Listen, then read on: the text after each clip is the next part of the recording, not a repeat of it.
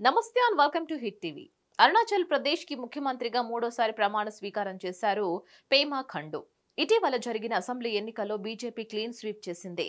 పేమా ఖండుతో పాటు 11 మంది మంత్రులు ప్రమాణ స్వీకారం చేశారు. ఈ కార్యక్రమానికి కేంద్ర మంత్రులు అమిత్ షా, జేపీ నడ్డాతో పాటు అస్సాం ముఖ్యమంత్రి హిమంత బిశ్వ శర్మ హాజరయ్యారు.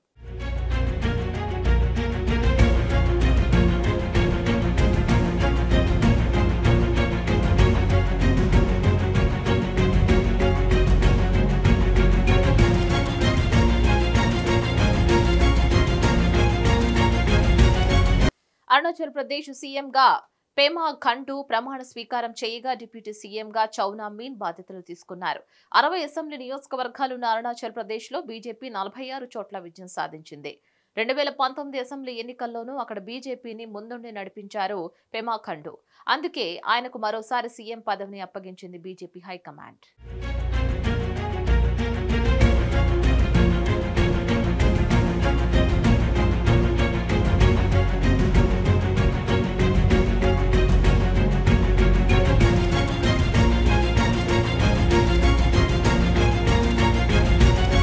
పేమా ఖండు కాంగ్రెస్ నేతగా తన రాజకీయ ప్రస్థానం మొదలుపెట్టారు. 2016లో తొలిసారి అరుణాచల్ ప్రదేశ్ కి ముఖ్యమంత్రిగా బాధ్యతలు చేపట్టారు.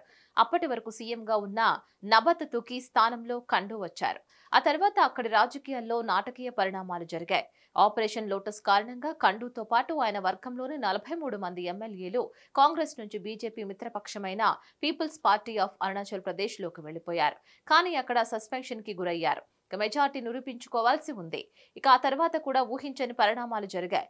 పీపుల్స్ పార్టీ ఆఫ్ అరుణాచల్ పార్టీకి చెందిన 33 మంది ఎమ్మెల్యేలు బీజేపీలో చేరారు. అప్పుడు మెజార్టీ నిరూపించుకొని ముఖ్యమంత్రి అయ్యారు. 2019లోనూ ఇదే జోరు కొనసాగించిన ఆయన ఇప్పుడు కూడా బీజేపీని గెలిపించారు. మరోసారి ముఖ్యమంత్రి పీఠం అధిష్ఠించారు.